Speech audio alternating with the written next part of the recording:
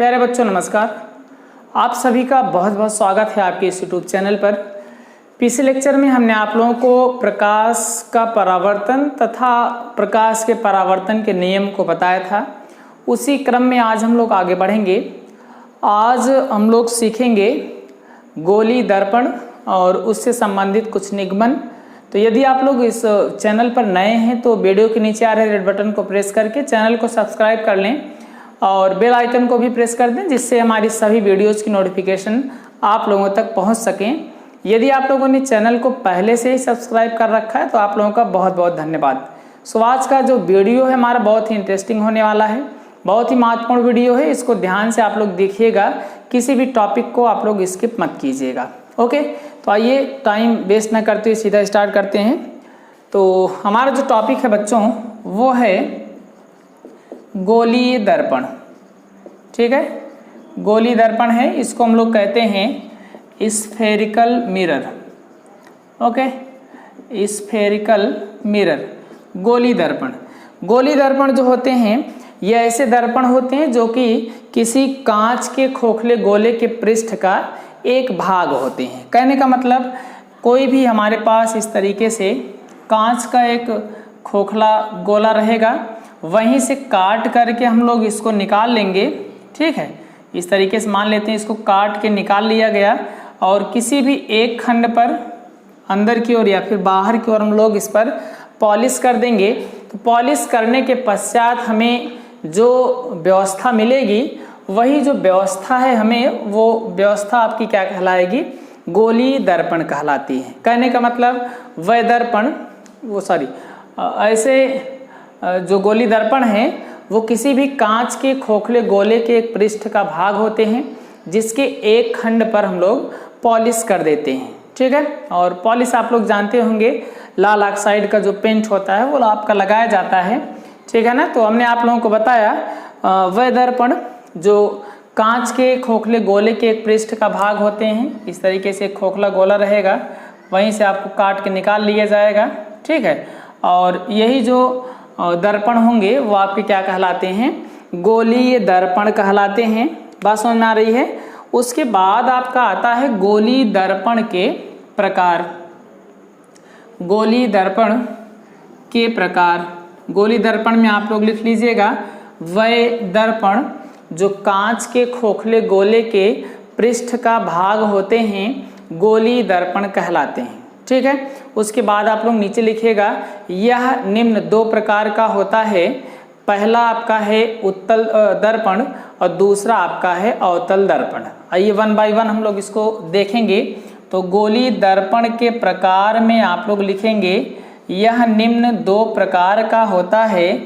पहला हमने आपको बताया, पहला आपको क्या लिखना है, उत्तल दर्पण। ठीक है, उत्तल दर्पण, और दूसरा आपका है अवतल दर्पण। ठीक है, उत्तल दर्पण का मतलब है कॉन्वेक्स मिरर। इसको आप लोग थोड़ा सा समझिएगा। ये ऐसा गोलीय दर्पण है, ऐसा गोलीय दर्पण जिसमें जो पॉलिश है वो इस प्रकार से की जाए कि प्रकाश का परावर्तन उत्तल पृष्ठ से, यानी कि उभरे हुए पृष्ठ से हो। कहने का मतलब यह है जो पृष्ठ उभरा रहेगा उस पृष्ठ को छोड़ करके हम लोग दूसरी तरफ इस पर पॉलिश कर देंगे, और पॉलिश करने के पश्चात हमें जो नया दर्पण प्राप्त होगा वो आपका क्या कहलाएगा, उत्तल दर्पण कहलाएगा। हमने इसकी परिभाषा में आपको बताया बच्चों, ऐसा दर्पण या ऐसा गोलीय दर्पण जिसके गोली खंड पर इस प्रकार से पॉलिश की जाए कि जो प्रकाश का परावर्तन है वो आपका उभरे हुए पृष्ठ से हो, तो इस प्रकार के दर्पण को हम लोग क्या कहते हैं, उत्तल दर्पण कहते हैं। जैसे मान लीजिए कोई इस तरीके से दर्पण है, इस पर हम लोग प्रकाश की किरण को आपतित करा रहे हैं, तो इस तरीके से प्रकाश का परावर्तन होना चाहिए। यानी कि जो पृष्ठ उभरा हुआ है, आप लोग देख रहे होंगे इस तरीके से उभरा हुआ पृष्ठ है, इधर निकला हुआ पृष्ठ है, और इसी उभरे हुए पृष्ठ से ही प्रकाश का परावर्तन हो रहा है। तो इस प्रकार के दर्पण को हम लोग क्या कहते हैं, उत्तल दर्पण कहते हैं। सेकेंड आपका आता है अवतल दर्पण। ठीक है, अवतल दर्पण और अवतल दर्पण को हम लोग कहते हैं कॉनकेव मिरर। ठीक है, कॉनकेव मिरर है बच्चों, और इसको हमने आपको बताया था कॉन्वेक्स मिरर है। ठीक है, आप लोग नोट भी कर सकते हैं या आप लोगों को पता भी होगा। तो अवतल दर्पण में आप लोग समझिएगा, ऐसा गोली दर्पण जिसके गोली खंड पर पॉलिश इस प्रकार से की जाए कि इसके अवतल पृष्ठ से प्रकाश का परावर्तन हो। कहने का मतलब ये है कि जिससे प्रकाश का परावर्तन होगा वो पृष्ठ आपका दबा होगा, बाकी जिस पर पॉलिश की जाएगी वो पृष्ठ आपका उभरा हुआ होगा। तो हमने आपको बताया ऐसा गोली दर्पण जिस पर इस प्रकार से पॉलिश की जाए, जिसकी गोली खंड पर इस प्रकार से पॉलिश की जाए कि इसके दबे हुए पृष्ठ से, यानी कि अवतल पृष्ठ से, इस तरीके का पृष्ठ है जो दबा हुआ है, वहां से प्रकाश का परावर्तन होगा। तो इस प्रकार के दर्पण को हम लोग क्या कहते हैं बच्चों? इस प्रकार के दर्पण को अवतल दर्पण कहते हैं। हमने आप लोगों को दोनों प्रकार के दर्पणों को बता दिया है। पहला आपका है उत्तल दर्पण। इसमें हमने आपको बताया ऐसा दर्पण जिसके उभरे हुए पृष्ठ से प्रकाश का परावर्तन होता है, उत्तल दर्पण कहलाता है। फॉर एग्जाम्पल यहाँ पे चित्र बनाकर भी हमने आपको दिखा दिया है, उभरे हुए पृष्ठ से प्रकाश का परावर्तन हो रहा है।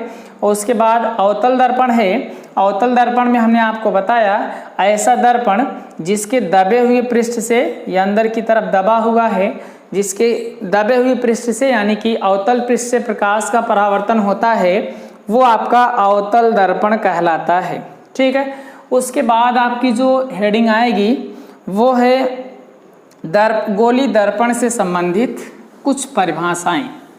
तो हेडिंग आप लोग नोट कर लीजिएगा, गोली दर्पण से संबंधित कुछ परिभाषाएं।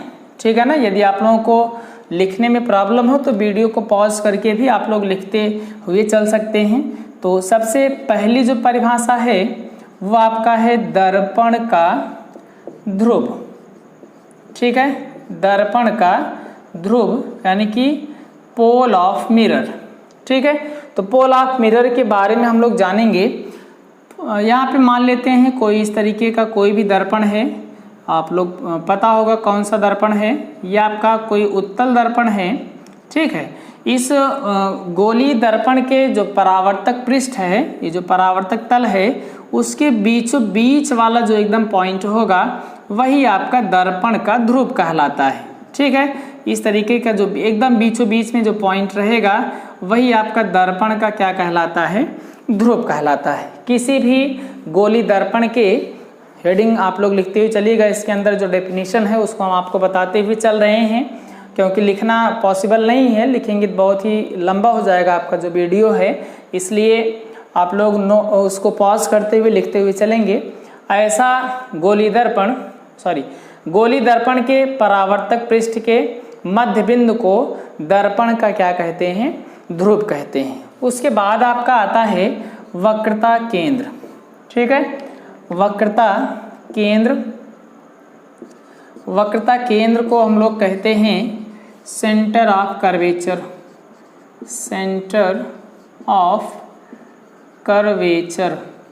ये बहुत ही सिंपल है बच्चों, इसको आप लोग थोड़ा सा देखिएगा। मान लेते हैं हमने पहले आपको बताया स्टार्टिंग में ही, इस तरीके का कोई भी खोखला गोला रहेगा कांच का, वहीं से काट करके हम लोग इस तरीके का पृष्ठ निकालेंगे। ऐसे मान लेते हैं इस तरीके का कोई पृष्ठ निकाला गया, और इसको निकालने के पश्चात इसके गोली खंड के एक तरफ पॉलिश कर देंगे, तो जो हमें मिलेगा तैयार बन करके जो मिलेगा वो आपका गोली दर्पण कहलाएगा। गोली दर्पण दोनों प्रकार थे, इसी तरीके से प्राप्त हो रहे थे, एक था उत्तल, दूसरा था अवतल दर्पण। तो यहाँ से हमें समझना है इसका जो वक्रता केंद्र है वो क्या होता है। इसको बहुत ही आसान है समझना। ये जो गोली दर्पण है, जो गोली दर्पण हमें उत्तल या अवतल मिलता है, उत्तल या अवतल दोनों में से कोई भी जो दर्पण है वो किसी भी खोखले गोले से, किसी भी खोखले गोले से काट कर निकाला जाएगा, उसका जो केंद्र होगा बीच में, ठीक है, उसका जो केंद्र होगा वही आपका क्या कहलाएगा? उस दर्पण का वक्रता केंद्र कहलाता है। फॉर एग्जाम्पल यहाँ पे आइए देखते हैं जरा सा, इस तरीके का अगर आपका कोई उत्तल दर्पण है, इस तरीके का कोई आपका उत्तल दर्पण है, तो जाहिर सी बात है इस तरीके का कोई गोली पृष्ठ रहा होगा, वहीं से काट करके निकाला गया है, तो इसका जो केंद्र यहाँ पे बनेगा बच्चों, इस तरीके से उस गोली पृष्ठ का जो केंद्र होगा वही आपका क्या कहलाएगा, दर्पण का वक्रता केंद्र कहलाता है। इसको हम लोग C से रिप्रेजेंट करते हैं। ठीक है, ये तो था आपका उत्तल दर्पण के लिए। ये किसके लिए है बच्चों, उत्तल दर्पण के लिए, क्योंकि उत्तल दर्पण अंदर की तरफ झुका होता है। इसका जो पूरा पृष्ठ बनेगा, गोली पृष्ठ इस तरीके से बनेगा, तो इसका जो वक्रता केंद्र है वो आपका दाईं ओर होता है। ठीक, ऐसे ही अगर हम लोग कोई इस तरीके का अवतल दर्पण, यहाँ पे अवतल दर्पण की कल्पना करें, इस तरीके का कोई अगर हमारे पास अवतल दर्पण हो और इसकी कल्पना यहाँ से की जाए, तो इसका जो वक्रता केंद्र होगा वो किस साइड में होगा बच्चों, इसके बाईं तरफ होगा। बाईं तरफ इसलिए होगा क्योंकि ये इस तरीके का कोई गोली पृष्ठ रहा होगा, वहीं से काट करके निकाला गया है, तो इसका जो सेंटर हमें मिलेगा, इसका जो सेंटर यहाँ पे मिल रहा है वही आपका क्या कहलाएगा, वक्रता केंद्र कहलाता है। ठीक है, तो ये आपका क्या है, वक्रता केंद्र है अवतल दर्पण के लिए। और बीचों बीच वाला जो पॉइंट होता है आप लोगों को पता है, अभी हमने ऊपर बताया, वो आपका ध्रुव होता है। परिभाषा एक बार फिर से क्लियर कर लेते हैं दोनों। हमने आपको बताया किसी भी गोली दर्पण के परावर्तक तल के मध्यबिंदु को उस दर्पण का ध्रुव कहते हैं। उसके बाद गोली दर्पण जिस किसी भी खोखले गोले के पृष्ठ का भाग होते हैं, उन्हीं के केंद्र को हम लोग क्या कहते हैं, दर्पण का वक्रता केंद्र कहते हैं। ठीक है ना। उसके बाद हमारी जो हेडिंग है वो आएगी वक्रता त्रिज्या। आप लोग इसके फिगर को भी बनाते चलेंगे और साथ ही साथ इसको नोट भी करते चलेंगे, जो हम डेफिनेशन आपको बताते चल रहे हैं। थर्ड हेडिंग है आपकी वक्रता त्रिज्या। इंग्लिश में इसको कहते हैं radius of curvature. Radius of curvature, radius of curvature में आप लोग थोड़ा सा ध्यान दीजिएगा। वक्रता त्रिज्या बहुत ही आसान है। वक्रता केंद्र को हम लोग यहाँ पे डिलीट कर दे रहे हैं, इसको इस तरीके से हटा दिया जा रहा है, इसको ध्यान दीजिएगा।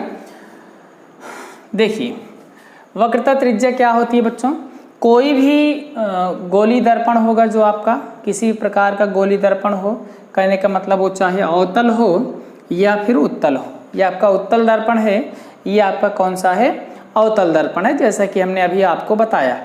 तो ये जो उत्तल दर्पण या अवतल दर्पण होगा, गोली दर्पण का जो ध्रुव होगा, इसके ध्रुव से ले करके इसका जो वक्रता केंद्र होगा वहाँ तक की जो दूरी होगी उसी को हम लोग वक्रता त्रिज्या कहते हैं और इसको कैपिटल R से डिनोट करते हैं। एक बार फिर से समझिएगा, किसी भी गोली दर्पण के ध्रुव से, P फॉर ये पोल है, ये आपका ध्रुव है, और ये जो पॉइंट है वो आपका क्या है, वक्रता केंद्र है। ठीक है, किसी भी दर्पण के ध्रुव से वक्रता केंद्र तक की दूरी को उस दर्पण की वक्रता त्रिज्या कहते हैं, इसे कैपिटल R से प्रदर्शित करते हैं। ठीक ऐसे ही यहाँ भी है, किसी भी गोली दर्पण के ध्रुव से वक्रता केंद्र तक की जो दूरी आप लोग देख रहे हैं उसी को हम लोग क्या कहते हैं, वक्रता त्रिज्या कहते हैं और इसको कैपिटल R से डिनोट करते हैं। बात समझ रहे हैं। इसको आप लोग स्क्रीनशॉट ले सकते हैं या फिर समझते हुए भी चल सकते हैं।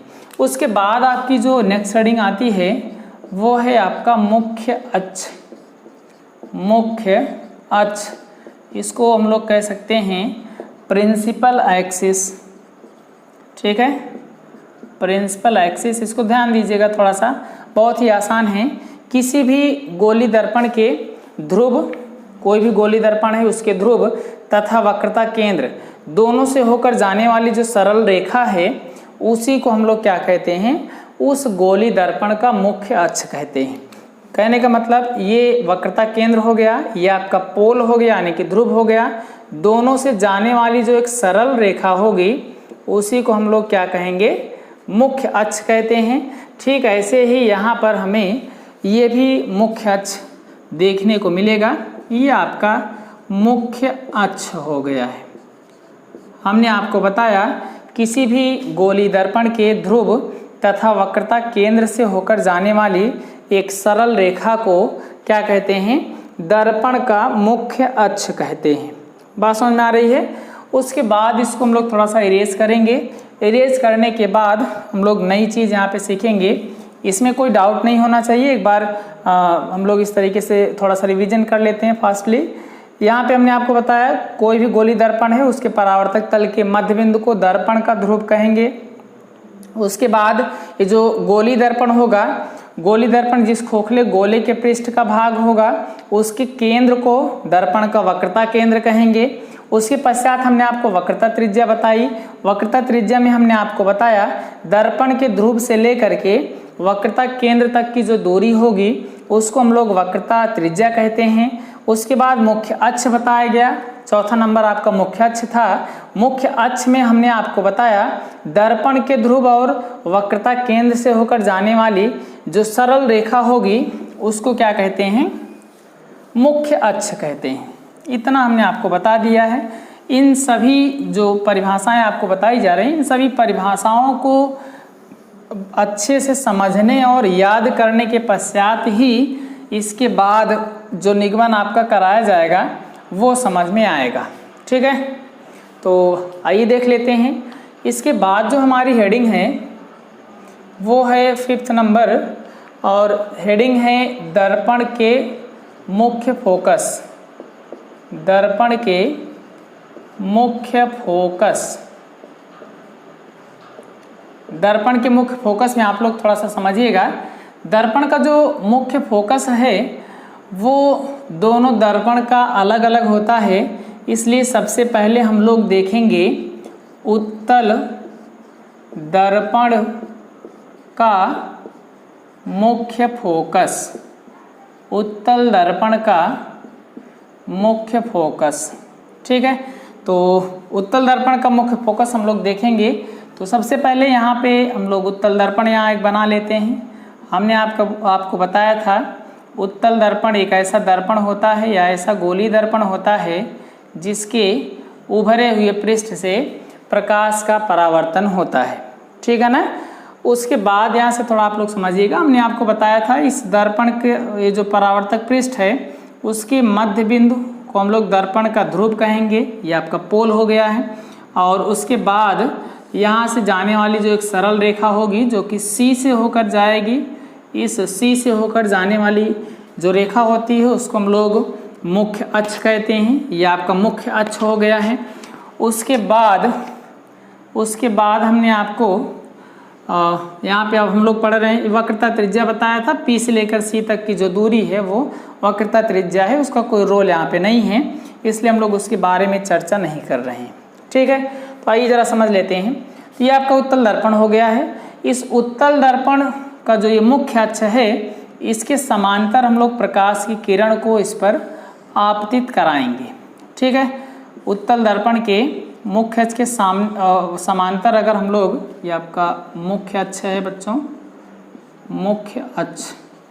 ठीक है, उत्तल दर्पण है ये आपका और उसी के मुख्य अक्ष के समांतर हम लोग प्रकाश की किरण को आपतित करा रहे हैं। और जब आपतित कराते हैं तो इसमें देखा जाता है जो प्रकाश की किरणें हैं वो ये जो दर्पण था आपका उत्तल दर्पण है वो आपको आपकी जो प्रकाश की किरणें आएंगी उनको बाहर की ओर इस तरीके से मोड़ देता है।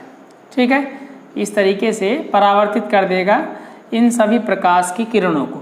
जैसे ही इन सभी प्रकाश की किरणों को इधर की तरफ बाहर की तरफ परावर्तित करेगा वो सभी प्रकाश की किरणें हम लोग पीछे की तरफ यहाँ पे लेके जाएंगे, यानी कि प्रतीत कराएंगे हम लोग पीछे की तरफ। अगर सभी प्रकाश की किरणों को ले जाया जाता है तो वो सभी जो प्रकाश की किरणें होती हैं किसी एक बिंदु पर मिलती हुई प्रतीत होती हैं।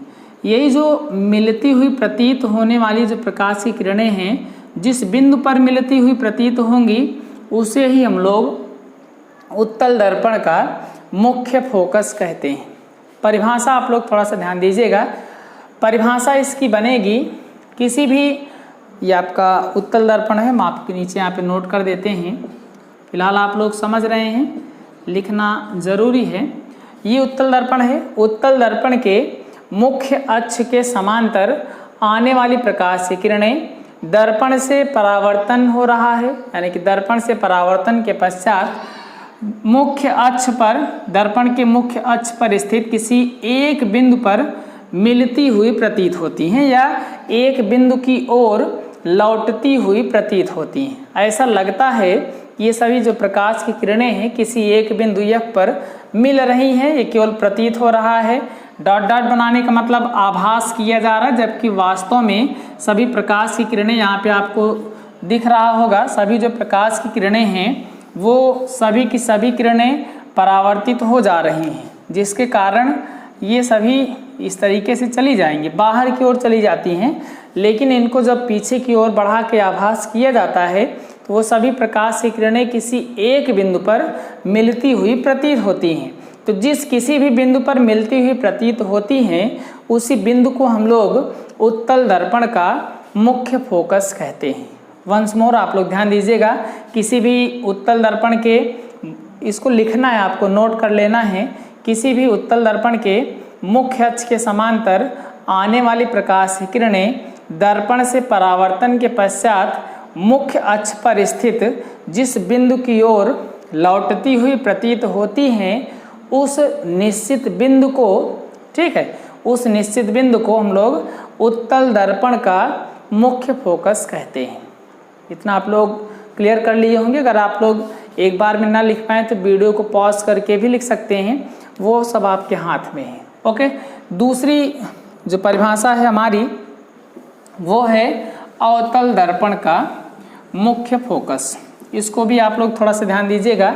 अवतल दर्पण का मुख्य फोकस, सेकंड आपका है अवतल दर्पण का, अवतल दर्पण का मुख्य फोकस। इसको थोड़ा सा आप लोग ध्यान दीजिएगा।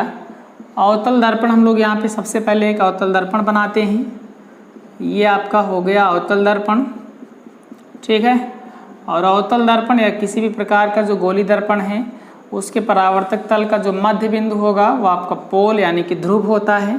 और ये जो सीधी मध्य बिंदु से होकर जाने वाली रेखा होती है वो आपकी मुख्य अक्ष कहलाती है। यहाँ कहीं आपका C होगा, ठीक है। ये इतना आपको बताया गया है। उसके बाद सेम कंडीशन यहाँ भी है। हम लोग क्या करेंगे, अवतल दर्पण के मुख्य अक्ष के समांतर प्रकाश की किरणों को लेकर के आएंगे, यानी कि आपतित कराएंगे। अवतल दर्पण के मुख्य अक्ष के समांतर आने वाली प्रकाश की किरणें दर्पण से परावर्तन के पश्चात दर्पण के मुख्य अक्ष पर स्थित किसी एक निश्चित बिंदु से होकर चली जाती हैं। इस तरीके से किसी एक निश्चित बिंदु से होकर के जाती हैं। वही जिस निश्चित बिंदु से होकर जाती हैं उन्हीं बिंदुओं को हम लोग दर्पण का मुख्य फोकस कहते हैं और इसको कैपिटल F से प्रदर्शित करते हैं।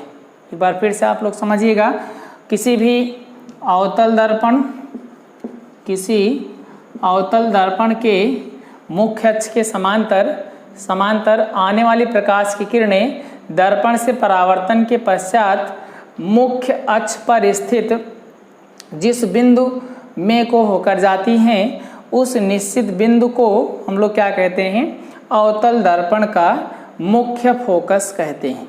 बात समझ में आ रही है। उसके बाद आपकी लास्ट हेडिंग जो 6th हेडिंग है वो आपकी आती है फोकल लेंथ यानी कि फोकस दूरी, ठीक है। ये जो फोकस दूरी है वो आपकी क्या होती है, किसी भी दर्पण के ध्रुव से, ये जो आपका दर्पण का ध्रुव है यहाँ से ये जो मुख्य फोकस है यहाँ तक की जो दूरी होगी उसी को हम लोग क्या कहते हैं, दर्पण की फोकस दूरी कहते हैं। किसी भी गोली दर्पण के ध्रुव P से उसके मुख्य फोकस तक की दूरी को क्या कहते हैं, उसकी फोकस दूरी कहते हैं और इसे स्मॉल f से प्रदर्शित करते हैं। बात समझ में आ रही है। इतना आप लोग इसमें पढ़ेंगे, इन सभी परिभाषाओं को आप लोग तैयार करेंगे। इसके बाद हम लोग नेक्स्ट वीडियो में किसी भी गोली दर्पण के लिए यानी कि अवतल दर्पण और उत्तल दर्पण के लिए फोकस दूरी और वक्रता त्रिज्या में संबंध का जो निगमन है F = R/2 उसकी चर्चा हम लोग करेंगे और साथ ही साथ उसका निगमन भी किया जाएगा। ठीक है। तो इसलिए आप लोग जल्द से जल्द इस वीडियो को पूरा समझ करके इन परिभाषाओं को तैयार रखें। हम लोग नेक्स्ट वीडियो बहुत जल्द ही अपलोड करेंगे जिसमें आप लोगों को F = r/2 का निगमन बताया जाएगा। ठीक है, वीडियो को पूरा देखने के लिए बहुत बहुत धन्यवाद।